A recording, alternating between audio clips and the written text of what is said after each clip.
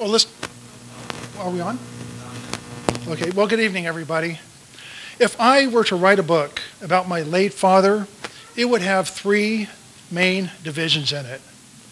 The first would be of a time when I was a young boy in Union City, New Jersey, my hometown. And during those times, my father was a lot of fun to be around. Then there were the years in Lakeside when I was a teenager in the 1960s. And during this time, my father was fighting a losing battle against alcoholism. He was no longer a lot of fun to be around. He was angry and he was bitter and abusive. And the third segment is what I call the redeemed years, from the 1970s until the day he died. And during this time, he was penitent and contrite.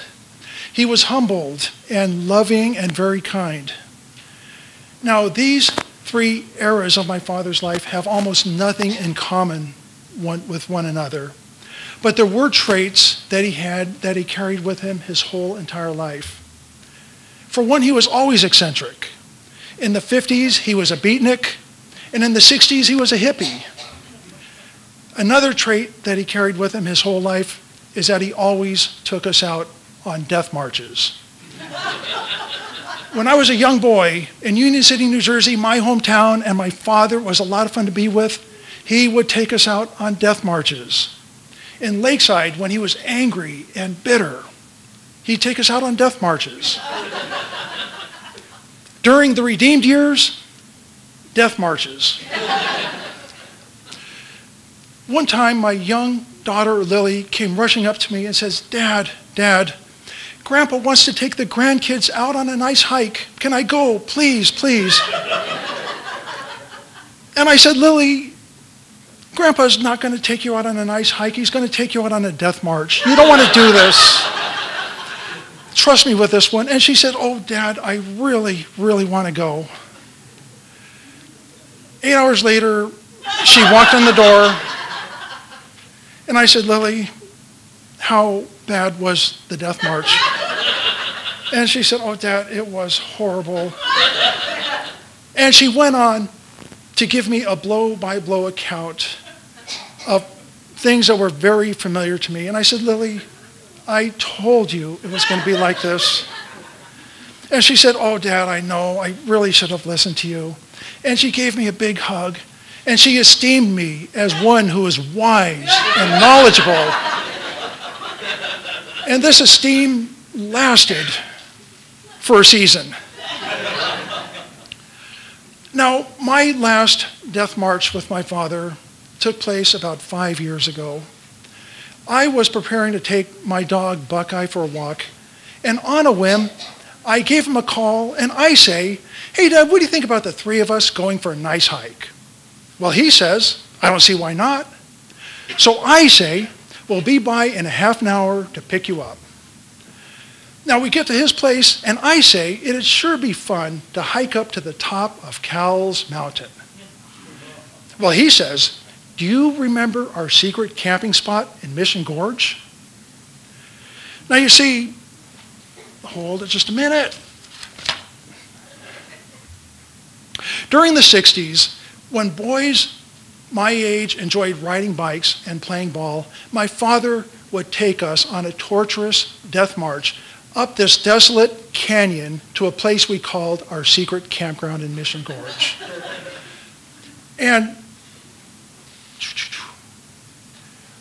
this was just the beginning. This hike up was the beginning of a torturous weekend of wilderness camping. So when my father says, do you remember our secret campground up in Mission Gorge? I say, Dad, I will never forget it. Well, he says, let's see if we can find it again. And I think, I can't believe this is happening to me. 2 hours into the hike, we were zeroing in on our secret campground, and then it happened. Buckeye, the dog, got bit in the leg by a rattlesnake. The death march, all of a sudden, got converted to a rescue mission.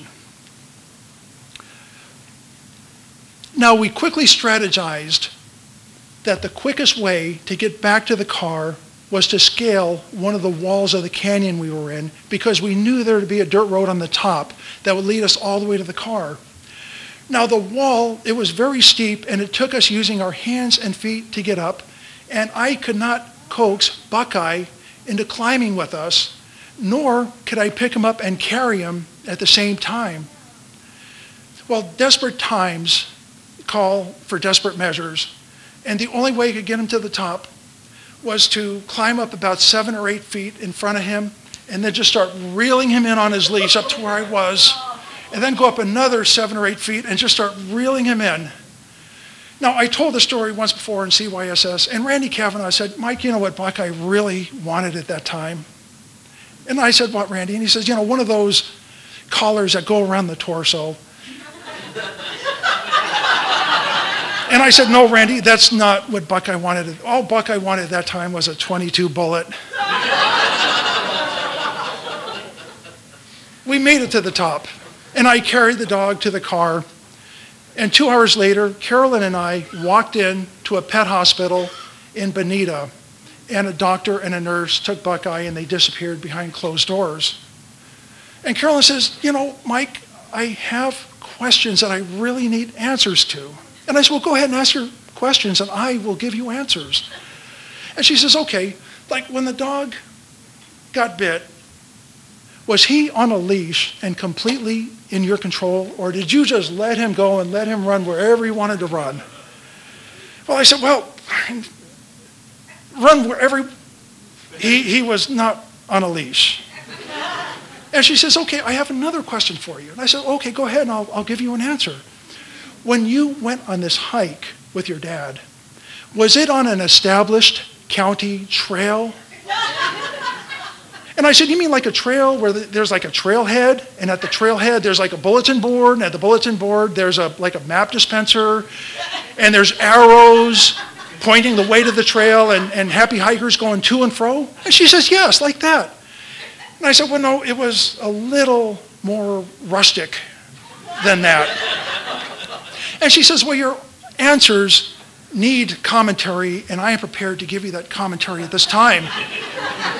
And before she could, the doctor busted through, and he had a big smile on his face. I said, the reason he's smiling is because he saved the dog. I know it.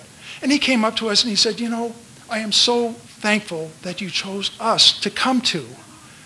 I'm especially thankful that you came on a Sunday when the rates are double. Thank you so much.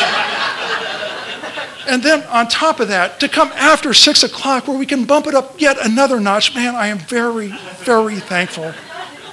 And I said, well, what about the dog? And he says, we have not done anything with the dog yet. All we've been doing is creating an invoice with a bill on it. You need to look at this bill and sign off on it before we can do anything to the dog. Well, my 3 minutes are close to being up. And so I will leave you with this, and I'll pick this up again next year. And next year, I will tell you the dollar amount that was on the invoice that he gave us. I will tell you how many nights Buckeye spent at the veterinarian's office, and I will tell you how many nights I spent in Buckeye's doghouse. Thank you very much.